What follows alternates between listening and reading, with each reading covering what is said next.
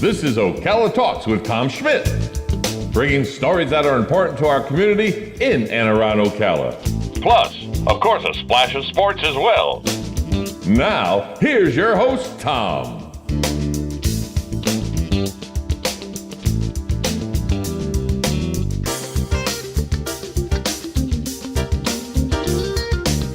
Good Monday morning. Welcome to Ocala Talks on a chilly Monday.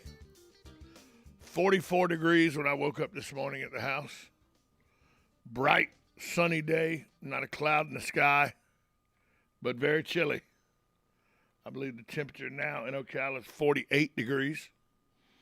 It's not starting off the week the way we want to, and this is a busy week because we got runoff elections tomorrow.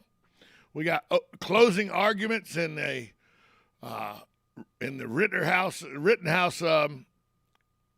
case up in Wisconsin. We supposedly have the House passing an infrastructure bill in Washington. We got the Oklahoma State National Guard telling the federal government, the Army, that we're not going to put up with the shot mandates, the vaccine mandates. And we got Governor DeSantis calling a special meeting of the legislature to tell the federal government that they don't have the authority to require small businesses of 100 employees or more to get mandates in the state of Florida because the state of Florida says no. And we have 19 kids thrown out of the Marion County school system last week. And I'm sure there'll be backlash over that. All of this happened, or is going to happen, as Galen Unal decided to take a vacation. You know, the whole world's going to hell in a handbasket. And Galen Unal takes a vacation. But he's back with us this morning. Galen, good morning. Hey, I didn't hear about the Marion County kids who got kicked out of school. What is that about? 19 kids got expelled at the last school board meeting. Brings a total of Wow. 43 on the year. In less than 60 days, they've thrown 43 kids out. For various things? Or Oh, anything for specific? things from fighting, group fighting on school buses, to selling All right. drugs in school. Oh, all right. Okay, well, I think they should be. Yeah, there's one school board member who goes, well, we're throwing them out, but we should try to figure out a way to get them back in ASAP. No, we shouldn't. I think everybody is allowed redemption, right? I mean, you and I are an example of that. Well, yeah, but let them redeem themselves next year when they're eligible to come back to school. Well, or, send them to an alternative. Oh, well, they're eligible for alternative school or distance learning. They're eligible for that. Well, there you go. They just can't go. Mean, They've been expelled from the school they were in. Yeah, I don't think there's anything wrong with that. No, I got no problem with it. One school board member wants them back in as quick as possible. But we'll talk about that later in the day. A lot happened since you went on your jaunt to the great state of Georgia. So I got to ask, did you make it into the Pink House? We went there, obviously, but we just didn't feel like sitting in the bar. So we went to a place called Chives. Chives is very good. Oh, baby. Chives is very good. Woo. I stayed in there for about, I think we sat in there for about 3.5 hours. It was just relaxing and awesome. Chives is very good.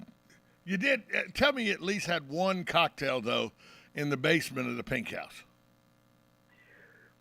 We didn't. We had cocktails at a whole lot of other places. They have so many of these rooftop bars now. Oh, yeah, rooftop bars everywhere.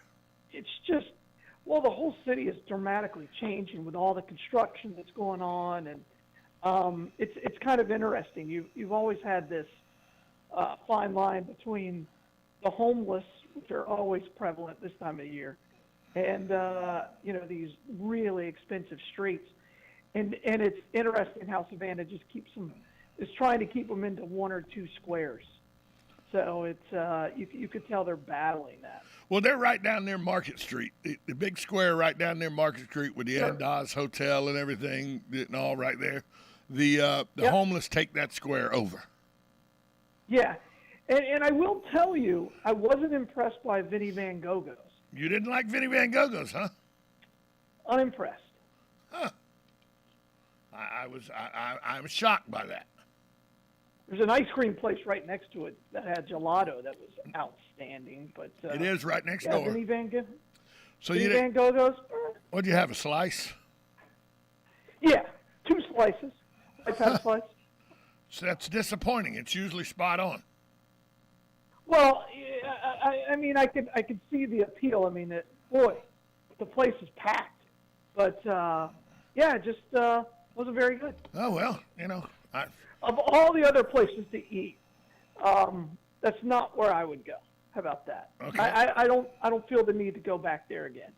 well, you caught it on a bad day, I would suspect. It's usually very good, but Possible. everybody has a bad Possible. day. And, slices are one of those things, depending on how long they sit in the window before somebody comes gets them and everything.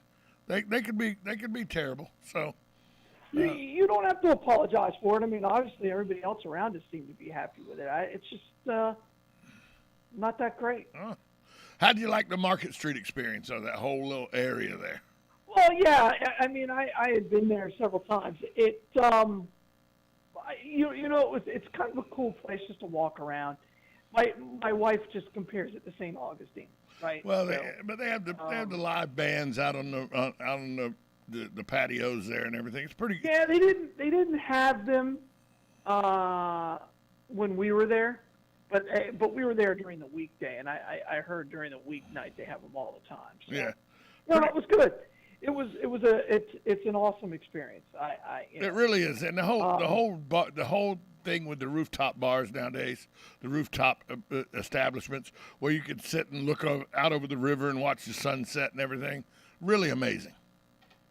It is. It was a great time, and I'm glad we did it. That's for sure. Well, Savannah's one of those towns. There's little pockets of Savannah that are really, really good, and then there are other parts of Savannah that are really, really bad. Well, we went down Jones Street. I sorry. hadn't been down Jones Street. Sorry. It's so cool, though. You have to admit, it's pretty incredible. Parts of Jones Street are, parts of Jones Street are not. Well, the place where they talk about keeping up with the Joneses is pretty nice. But here's the question. Sure. How much did the wife spend on Broughton Street?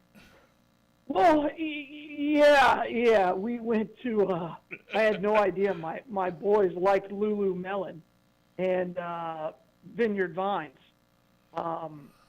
Yeah. We'll leave that between the two of us. But yeah, let's just say Santa came early. Santa came early on Broughton, and it's not tough for Santa to come early on Broughton, by the way.